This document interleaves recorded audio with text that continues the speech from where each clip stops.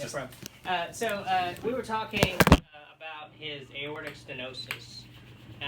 And so his nuclear stress test primarily showed kind of a fixed defect, which could be a vein graft went down at some time, or it's just disease that's been there. It's not so for the amenable family's to sake, a fixed defect is meaning maybe it looks like the blood supply to a certain area is just not what it should be. Okay, does that make sense? Yeah. And so there's no this point. This is the second time now. Yeah, so we weren't going to do anything or do a heart cath based on that.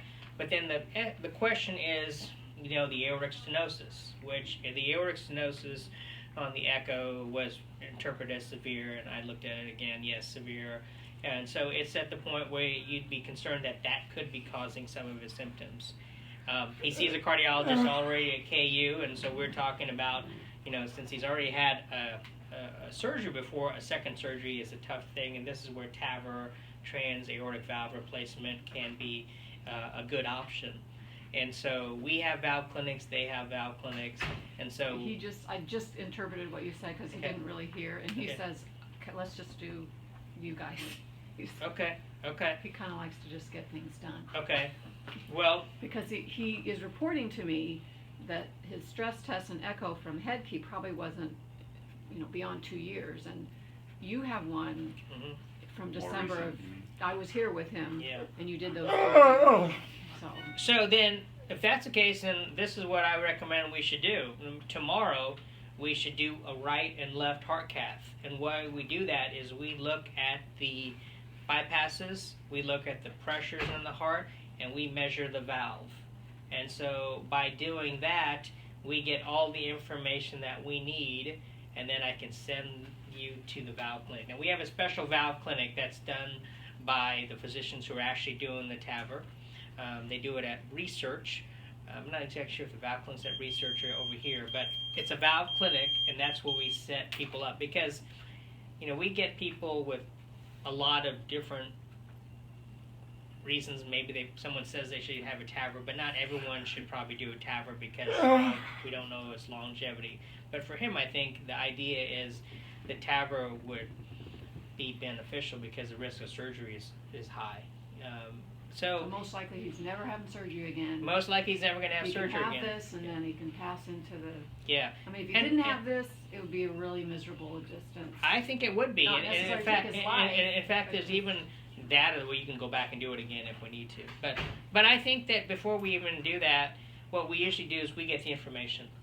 And so I'll shoot all his graphs, and I'll do all that too, so that we know that what's going on there. But it's most important to get the valve issue. We measure gradients across the valve, and we'll do all that.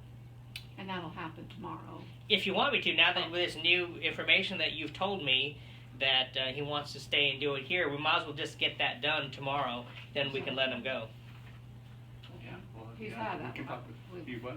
He's had that here before, or maybe it's a Shawnee Mission. Well, yeah, before the major heart surgery, he had that. Well, not here. Yeah. He's only but that was like in 2003. 2000. Yes. Carson was. Yes. Something like that. Yeah. So if he's okay with doing that, I will do that tomorrow. Okay. Dad, did you hear what he said? You sure? You're going to stay overnight and you're going to cardiac catheterization. You remember? Yeah. Well, you don't remember. You're asleep. But. Catheterization would give them all the detailed information that they need to know. And you would follow through with this group of... Okay. The valve replacement wouldn't happen immediately, but this test would give all the details to be able to plan for valve replacement, which is likely a certain time, weeks in the future? Yeah, or but most likely, weeks to maybe months. I mean, we have to get a CAT scan. We got to measure the aortic size.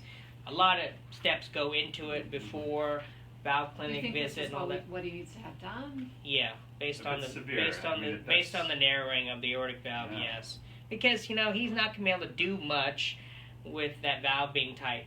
That's basically between the main pumping chamber and the rest of your body. So If he does anything too strenuous, he can feel chest pain, shortness of breath, or dizzy or lightheaded.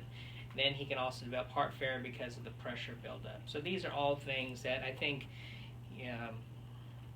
need to be addressed by fixing the valve. Yeah. If you can't get the blood to the rest of your body, effectively either the pump exhausts and fails, or before that you just have dizziness and all the feelings that come along with not getting enough oxygen from that blood to your brain and everything else. So yeah, I mean, and before we even had TAVR, this is one of those cases where sometimes we would take just a plain balloon and just try to crack the valve open with hopes that it wouldn't tear, but enough to get better blood supply to go through, which is usually a temporizing measure.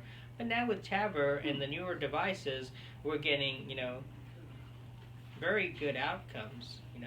If surgery is going to give you 15 years, we're getting these valves giving you at least 5 years right now, and people can go back in and even go inside the TAVR again if they need to. So I think it's probably something that we need to talk about doing sooner rather than later. All right, so pictures tomorrow. All right. We'll get the ball rolling. Okay, all right, nice to see you. Okay. Thanks. thanks. You're welcome. Do you have any questions, Bruce?